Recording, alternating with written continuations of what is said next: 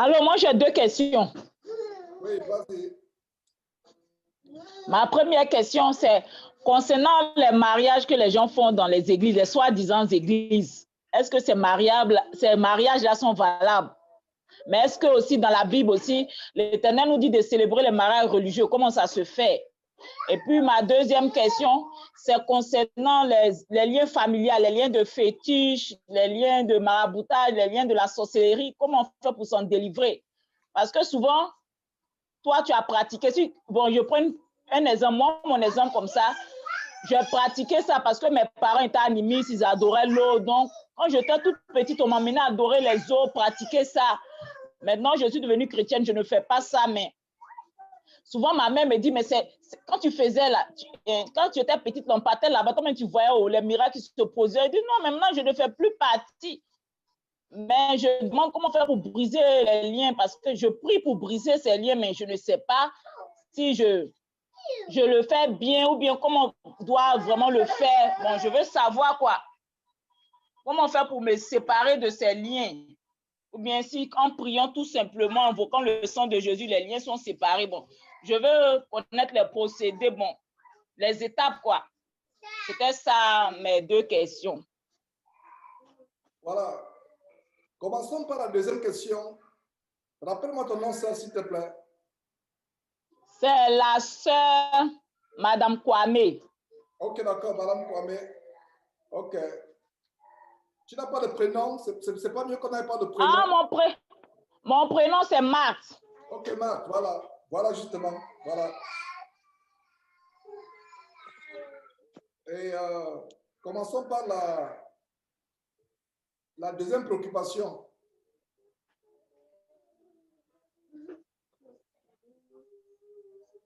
Ta deuxième question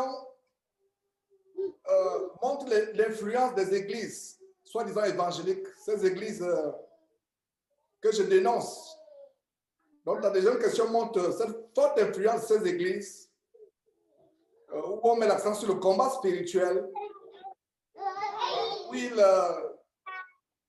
font ce qu'on appelle des séances où on dit cure d'âme. Toutes ces pratiques, nous allons briser les liens générationnels. Nous devons suivre la parole de Dieu, bien-aimés frères et sœurs, et rien que la parole de Dieu. Nous ne bâtissons pas sur un autre fondement. Nous suivons ce que le Seigneur Jésus a fait. Nous suivons ce que les apôtres et les prophètes, les évangélistes, ceux qui ont servi au premier siècle ont fait. La Bible dit celui qui est en Christ est une nouvelle créature. Et ces séances où on dit on va briser les liens, ça c'est des formes de maraboutage dans les églises. Parce que quelqu'un qui est en Jésus-Christ, qui s'est converti, qui s'est repenti de sa vie passée, qui est passé par la repentance et qui vit une vie où il porte les fruits de la repentance, où il s'est repenti, la Bible dit qu'il est une nouvelle créature. Les choses anciennes sont passées, voici toutes choses sont devenues nouvelles. Parce que un chrétien qui est converti, qui est passé par la repentance, qui vit une nouvelle vie en Jésus-Christ, n'a pas à couper les liens générationnels, de briser les malédictions. C'est les termes qu'ils utilisent. La question, Marthe, montre vraiment l'influence que nous tous avons eue. Nous tous ici, presque nous tous, moi y compris, nous venons de ce background. Là où il y a des pratiques étranges, là où il y a des prières étranges, ça n'a rien à voir avec la parole de Dieu. C'est pour ça que mes frères et sœurs, je nous encourage à lire abondamment la Bible, à mettre les choses en pratique. Si ton pasteur, entre guillemets, fait des choses qui ne sont pas dans la Bible, par exemple, faire la cure d'âme. On amène une liste, je ne sais pas, Marthe, si tu sais de quoi je parle. On amène une liste, tu écris tout ce que tu apprends. Il y a un questionnaire de délivrance. Il y a un questionnaire. Dans le corps de Christ, il n'y a pas de spiritistes ou les exorcistes ou les psychologues. Il y a les cures d'âme. Et si c'est aussi aux États-Unis, il y a des gens qui signent, on te fait signer un papier tel que Exemption of Liability. C'est un document légal où on dit, si tu te brises le pied ou le cou, ou la main donne la délivrance ou tu meurs, signe que tu ne vas pas nous poursuivre. Exactement comme comme les psychologues ou les gens qui vont faire chiropracteur. Je ne sais pas comment dire chiropracteur en français. Et exactement. Donc, la Bible dit que celui qui est en Christ est une nouvelle créature. Les choses anciennes sont passées. Il y a un verset que j'aimerais vous lire dans Galates chapitre 3 par rapport aux malédictions. Ma sœur Marthe, voilà un verset que tu dois retenir. Et tous les frères et sœurs doivent retenir ce verset, Galates chapitre 3. L'histoire de briser les malédictions, l'influence des fétiches, l'influence de ceci, l'influence de cela. Dans Galates chapitre 3, au verset 13, Galates chapitre 3, verset 13,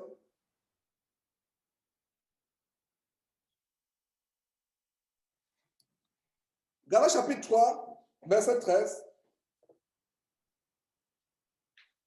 que dit le verset? Notez ce verset, mes frères et sœurs. Ce verset résume ta question. Christ nous a fait quoi? Nous a racheté de la malédiction de la loi, étant devenu malédiction pour nous. Donc, ma soeur, mon frère, si tu penses qu'il y a une malédiction dans ta vie, il y a des gens qui disent que je n'arrive pas à me marier, rien ne décolle dans ma vie, je n'arrive pas à garder un travail, je n'arrive pas à faire les gens qui viennent à Christ pour soigner leur vie. Et ces pasteurs voleurs vampires, comme celui que j'ai dénoncé hier, qui vient avec les cornes en plein culte au Togo, ils font de vous la proie par le maraboutage. Je vois ceci dans ta vie. Tes parents t'ont attaché. Je vois cela, je vois un oncle qui est en train de perturber tes études aux États-Unis. C'est pour cela que tu n'arrives pas à finir un programme. Dès que tu commences, tu tombes malade. Je vois ceci, je vois cela. Ils ne voient pas les péchés dans ta vie. Ils ne voient que le tonton au village, le grand-père qui a fait ceci, cela. Quel que soit ce qu'on a fait, nous tous, je peux vous montrer, mes frères, si on était dans une salle, je vous montrerai les scarifications. Je ne sais pas s'il y a un Africain qui a grandi en Afrique, qui n'a pas les scarifications, que les parents n'ont pas amené, ou les grands-parents n'ont pas amené chez leur petit cher. J'en ai les scarifications. Peut-être que vous en avez aussi. Mais une fois que je suis en Christ, ma chère sœur Marthe, nous sommes une nouvelle créature. Notre vie est cachée en Jésus-Christ. Et voilà le bon verset par rapport aux malédictions. Christ nous a rachetés. En fait, c'est un problème de foi. Le Seigneur Jésus a dit qu'il te soit fait selon ta foi. Amen. Qu'il te soit fait selon ta foi. Donc, Christ nous a rachetés de la malédiction de la loi. Le verset ne s'arrête pas là. Il s'agit de la loi de Moïse. La malédiction, tu étais sous la malédiction. Allez lire Deutéronome chapitre 28. Le chapitre est divisé en deux parties. Deutéronome chapitre 28, il y a une partie. Voici ce qui arrivera. Si tu désobéis à Dieu, les malédictions. Voici les bénédictions. Donc, il y avait les malédictions attachées à la loi. Tu fais ceci, telle chose arrive. Et il y a même aussi, on a dans une réunion, je ne sais pas avec quel frère de quel pays, il y a quelqu'un qui a évoqué, je crois que c'était avec les frères de France, par rapport aux interdits alimentaires. Si tu manges, si une femme enceinte mange ceci, voilà ce qui va lui arriver. Il y a des lois, même dans notre tradition, il y a des lois. Tu manges ceci, telle malédiction va arriver. Tu fais ceci, cela va t'arriver. Des fois, si tu manges quelque chose qui est interdit en cachette, rien ne t'arrivera. Mais si quelqu'un sait que tu as mangé, ils iront te lancer un sort. Te lancer, on dit que si tu manges par exemple le caïman, ta peau sera comme la peau d'un lépreux. Des interdictions. Si tu manges en cachette, tu rends grâce à Dieu, rien ne va t'arriver.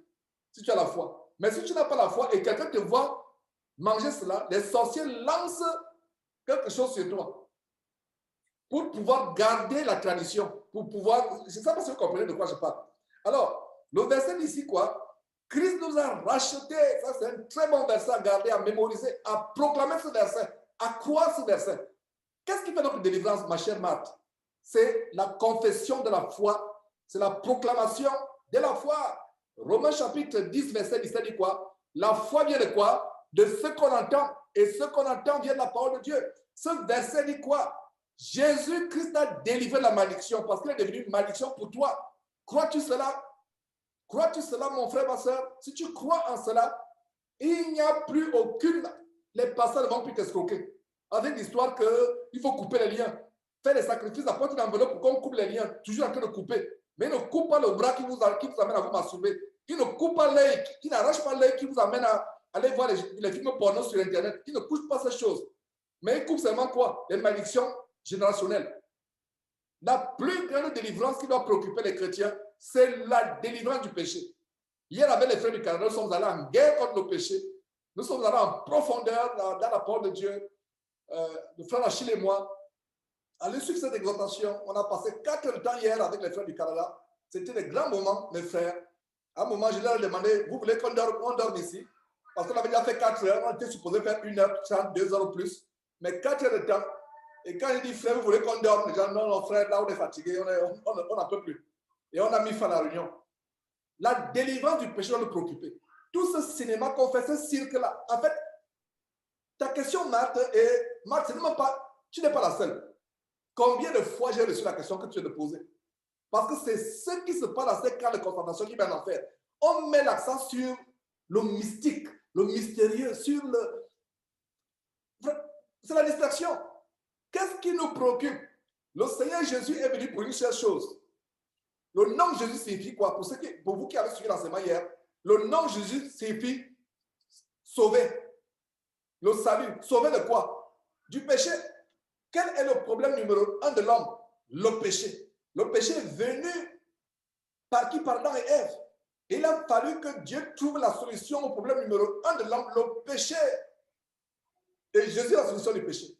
Donc, dans les églises, les vraies églises, les assemblées de maisons, comme celles que nous sommes en train de mettre sur pied à travers le monde, le message principal, c'est repentance, repentance, repentance, repentance, et rien que quoi? Repentance. Délivrance du péché, délivrance du péché, délivrance du péché, délivrance du péché, et rien que quoi? Délivrance du péché. Mais dans ce cinéma, ce cirque, je vois ceci, je vois cela, on t'a attaché, il y a des malédictions, faisons la cure d'âme, faisons le brisement des malédictions générationnelles, sème ceci, il faut s'aimer, il faut faire ceci. Tout ça, c'est le cinéma anti-biblique. Quand l'apôtre Paul allait de ville en ville, de village en village, de bourgade en bourgade, l'apôtre Paul rappelait la repentance, la repentance, la délivrance du péché. Alors, je reviens sur ta question, Marc. Ce n'est pas ta question à toi, c'est tout le monde presque dans cette dénomination. Vous voyez, c'est une nuit où on met l'accent sur le combat spirituel. Il y a même une église que j'ai exposée en Afrique de l'Ouest où ils viennent avec des pierres. Ils cognent avec des pierres, ils viennent avec des pierres, ils sont en train de cogner de manière imaginaire les démons. Donc, ils font le karaté. Le pasteur avec le micro, il saute, il bandit, il est en train de couper. Je coupe, tout le monde répond, je coupe. Je tape, tout le monde répond, je tape. J'égorge, tout le monde dit que vous égorgez quoi? Égorge le péché dans ta vie, égorge, saute et bandit, donne des savates, fais des katas contre le péché dans ta vie. Voilà. Alors, le verset dit quoi? C'est pour ça que j'aime la parole de Dieu. Il y a tout. Il y a tout. Le verset 13, Galates chapitre 3, verset 13. Christ nous a racheté de quoi? De la malédiction.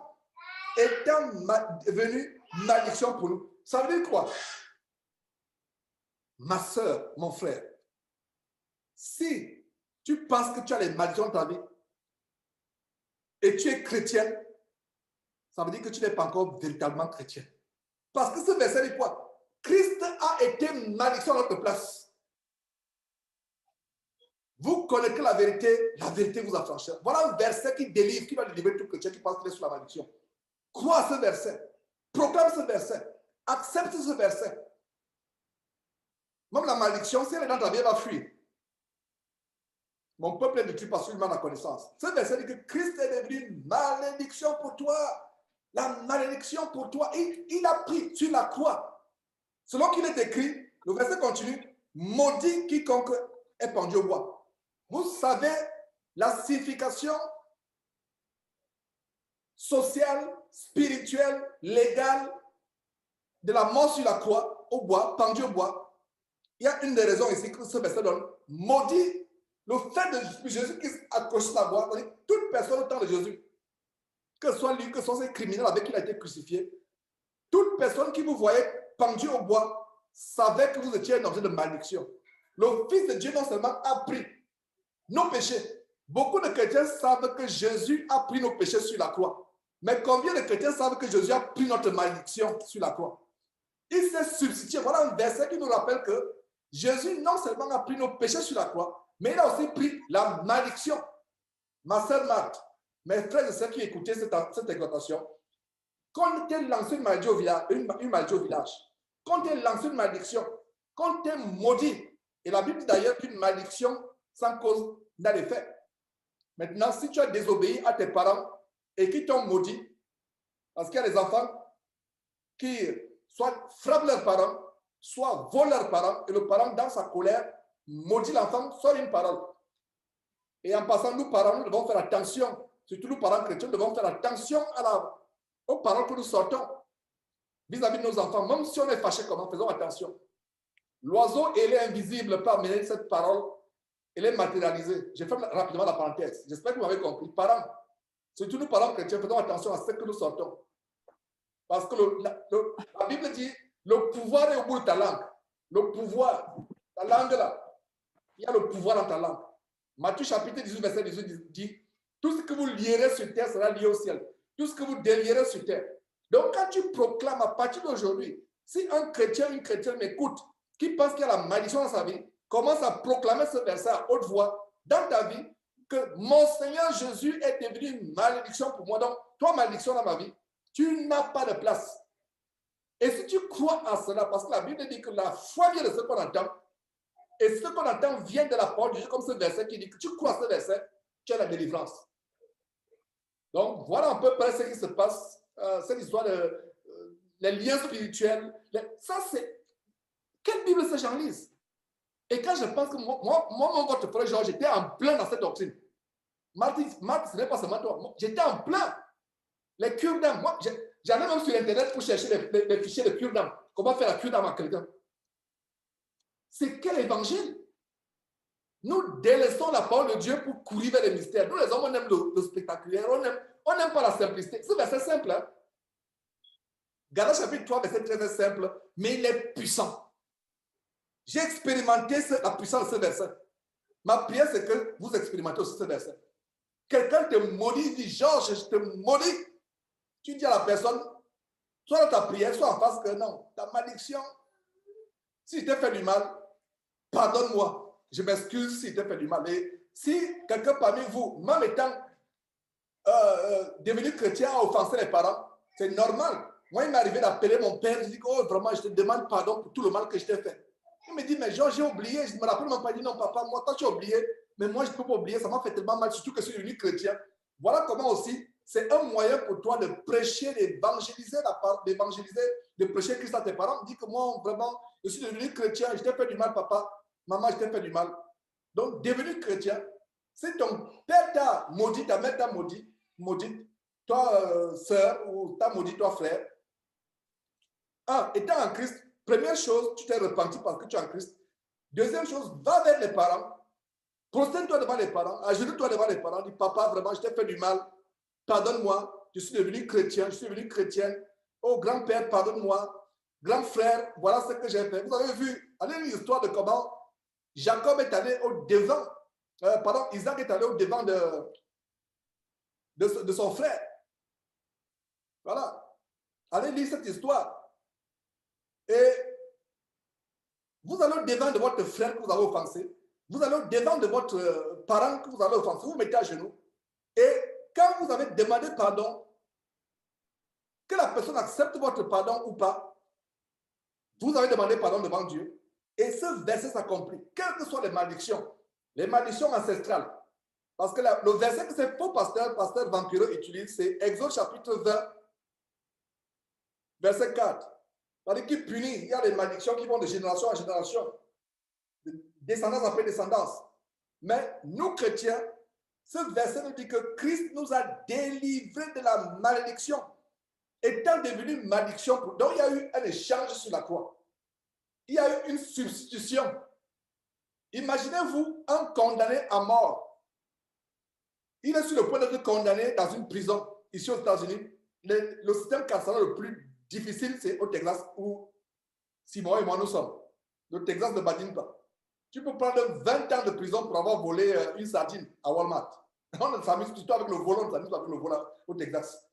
Alors, imagine qu'il y a un condamné à mort à la prison de Huntsville, une des prisons les plus célèbres aux États-Unis, ce n'est pas loin de nous ici. Et le gars est condamné à mort. Il attend son exécution dans 30 jours. Après, il y a quelqu'un qui arrive avec les juges. On ouvre la cellule. On dit, cher monsieur, vous voyez the warden of the prison. Il est là, il vient, cher monsieur, votre condamnation a été prévue dans 30 jours. Voilà ce monsieur qui ne se soucie plus de sa vie et qui vient mourir à votre place. Et les autorités de Huntsville ont accepté qu'il meure à votre place. Est-ce que vous réalisez ce qui s'est passé sur la croix avec Jésus-Christ? Parce que si nous, chrétiens, nous réalisons, c'est pour ça que le message de la croix a été prêché. Mon frère, ma soeur, si tu réalises ce que Jésus a fait pour toi sur la croix, si tu es malade maintenant, tu guéris sur le champ. Rien qu'en réalisant ce que Jésus, il est devenu une malédiction pour nous. Allez lire Ésaïe chapitre 53. Ce n'est pas ce meurtrissure que nous sommes guéris. Quand tu crois en ces choses, la maladie part. La maladie part. Beaucoup de chrétiens vivent dans le doute du pardon. Est-ce que Dieu m'a réellement pardonné? Douter que Dieu t'a pardonné, tu insultes le sang de Jésus sans t'en rendre compte. Penser qu'il y a pas de malédiction dans ta vie, c'est insulter ce que Jésus-Christ a fait. Jésus-Christ a fait sur la base de ce verset. Douter, nous ne devons pas avoir de doute. Ma prière, mes frères et sœurs, comme il disait hier, bien des fois, tu comprends ces mystères, mais tu as du mal à transmettre. Mais je pense que ce soir, c'est assez simple que Dieu nous donne de comprendre ce qui s'est passé sur la croix. Ce qui s'est passé sur la croix, c'est tellement grand. C'est tellement grand. Un homme saint, fils de Dieu, descendu du ciel, meurt à ma place, moi, Georges, pour mes péchés. Il dit, Georges, tout ce que tu as fait depuis ton enfance, les crimes que tu as commis, à partir d'aujourd'hui, c'est moi, je prends ça sur moi, sur ma croix. Toi, Georges, tes ennemis t'ont maudit. Tu ne seras rien. Peut-être même tes ancêtres ont été maudits et tu as aussi ces malédictions. C'est possible, c'est vrai, c'est biblique. Mais une fois que tu es en Jésus-Christ, il y a un échange sur la croix. Il y a une substitution. Comme cet homme qui va à une prison, qui dit, je vais te condamner à la place du condamné à mort. On va le pendre. Et le condamné à mort va libre. Ce condamné à mort est plus reconnaissant à celui qui est mort à sa place que nous, chrétiens, vous et moi, nous sommes reconnaissants par rapport à ce que Jésus a fait pour nous sur la croix. Je reprends. Ce condamné à mort est plus reconnaissant vis-à-vis de celui qui lui a sauvé la vie, qui est mort à sa place, que vous et moi, ici présents, et tous ceux qui pourront peut-être écouter cette exhortation, nous sommes reconnaissants par rapport à ce que Jésus a fait sur la croix. Et je rends grâce à Dieu de ce que, Marthe, ta question nous amène à montrer un mystère, nous rappeler un mystère, l'échange qui s'est passé. Nous étions dignes de mourir. Nous étions dignes d'aller dans les flammes de feu. Nous étions dignes d'aller en enfer. Nous étions dignes de mort. Mais Dieu, par son grand amour, a procédé à la substitution. Un chrétien qui pense que Dieu ne l'a pas pardonné, ne lui a pas pardonné, on pardonne à quelqu'un, excusez-moi, ne lui a pas pardonné. Un chrétien qui doute que la malédiction dans sa vie est remplacée par la bénédiction. Mon frère, ma soeur, si tu penses qu'il y a une bénédiction une malédiction dans ta vie, confesse ce verset. La bénédiction qui est dans ta vie va se transformer la malédiction qui est dans ta vie, pardon, la malédiction qui est dans ta vie va se transformer en bénédiction. Je reprends.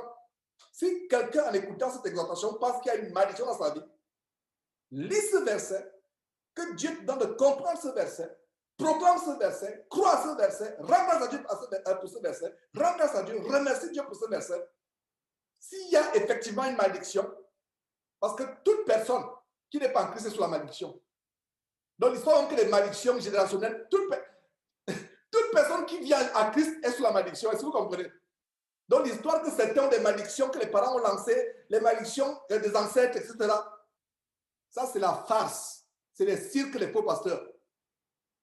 Je reprends. Tout homme qui vient à Christ vient étant sous la malédiction. Depuis Adam et Ève, qui n'ont pas besoin que les... Si un pasteur dit à quelqu'un, toi qui viens devant là, qui n'es pas converti, tu es sous la malédiction, je vois une malédiction. Si je suis là, je vais me lever, fermer la bouche pour le pasteur, dire que cet homme est déjà sous la malédiction parce que c'est un descendant d'Adam et Ève et il n'a pas Christ. Il est déjà sous la malédiction. Quelle malédiction encore vous allez ajouter? Et maintenant, quand on vient à Christ, la malédiction du fait que nous sommes des descendants d'Adam et Ève et d'autres malédictions de sorcellerie qui peuvent exister, tout cela part sur le champ instantanément. Il n'y a plus aucune condamnation pour ceux qui sont en Jésus-Christ, qui marchent. Il n'y en a plus. Romains chapitre 8, verset 31, mais ne lisez pas la version du second qui a été tronquée. Lisez la version King James 1600 qui est complète. Il n'y a plus, Romains chapitre 8, verset 31, il n'y a plus aucune condamnation pour ceux qui sont en Jésus-Christ, pour ceux qui marchent non pas selon la chair, mais selon l'esprit. Et il n'y a plus aucune condamnation. Et dans la condamnation, il y a quoi? Il y a la malédiction. En condamnant la mort, on peut dire que c'est une malédiction. Il n'y a plus condamnation. Il n'y a plus malédiction pour qui est à Jésus-Christ. Et mieux encore, qui ne marche pas selon ses anciennes voies, mais qui marche selon la voie de Jésus-Christ. Oh, ma sœur Marthe et mes frères et sœurs, moi, cet évangile, je sens vraiment l'Esprit de Dieu en manifestation, même au moment où je vous parle, parce que ça, c'est un grand verset. Je lis le verset avant de continuer avec d'autres préoccupations, la deuxième partie de la question. Plutôt, j'ai commencé avec la deuxième partie, mais la première partie. Verset 13, Galates chapitre 3, verset 13. Relisons ce verset encore. Christ nous a rachetés. En calant le mot racheter, en cerclant le rachat, nous étions vendus à Satan. Vendus depuis Adam et Ève. Nos ancêtres, la mère Ève, le père Adam, parce ce qu'ils ont fait au jardin d'Éden, ils nous ont vendus à Satan. Vendus. Et le rachat. Qu'est-ce qui nous a rachetés? Le sang de Jésus-Christ qui a coulé goutte par goutte sur la croix. Il nous a rachetés. Et racheté de quoi? De la malédiction de la loi. Et ce qui est intéressant, souligner, étant devenu malédiction pour nous, le mystère de la substitution sur la croix. Puissent les chrétiens comprendre, croire, confesser, accepter le mystère qui s'est produit à Golgotha il y a plus de 2000 ans. Cet échange, ces 3 heures de temps où Jésus était suspendu sur le bois, il y a eu un échange qui s'est passé. Pour ceux qui étaient ce jour-là, ses disciples, jusqu'aujourd'hui et jusqu'au retour de Jésus-Christ, cet échange est là. La sorcellerie n'a plus de pouvoir dans notre vie. Les mauvais sorts qu'on lance. Beaucoup de chrétiens continuent à vivre des vies défaitistes. Défaitistes, abattus, on a peur de la mort, on a peur des sorciers, on a peur d'échouer, on n'a pas peur de ces choses. We are more than conquerors. On n'est plus que victorieux. Voyez, pourquoi? À cause de cet échange qui s'est passé sur la croix. Quelqu'un qui n'était pas digne de mort. Il n'y avait pas une seule goutte d'impureté dans son sang. Il n'y avait pas un seul péché dans sa vie. C'est pour ça que le corps de Jésus ne pouvait pas se décomposer. Il n'y avait pas de la souillure dans le corps de Jésus. Un corps parfait, une vie parfaite. Voilà donc que ce Fils de Dieu, descendu du ciel, a fait un échange sur la croix. Et avec cet échange, plus de condamnation. Mais la condamnation vient du fait que tu ne marches plus selon les péchés. Tu ne marches plus selon ta vieille nature. Tu essayes de marcher. Tu t'efforces de mettre en pratique les commandements de Dieu. Donc, il est devenu malédiction pour nous, car il est écrit, maudit est quiconque est pendu au bois. Moi, je pense qu'il n'y a plus d'inquiétude par rapport à ce sujet et que ce verset donne la délivrance si on le comprend et si on le met en pratique. Encore une fois, Romains chapitre 10, verset 17, la foi vient de ce qu'on entend et ce qu'on entend vient de la parole de Dieu. Maintenant, la première partie de la question, parce que je viens de répondre à la deuxième partie, j'ai commencé par la deuxième partie, à savoir les malédictions. Dans la première partie, c'est encore l'influence de ce que Notre bien-aimé Frank Viola américain a parlé de churchianity. Not Christianity, churchianity. Ça veut dire le système abominable hérétique qu'il y a dans les églises bâtiments. Churchianity. Ça signifie quoi? D'abord, il n'y a aucun verset de Genèse Apocalypse qui montre un croyant de l'Ancien Testament ou du Nouveau Testament se mariant au milieu d'une assemblée chrétienne.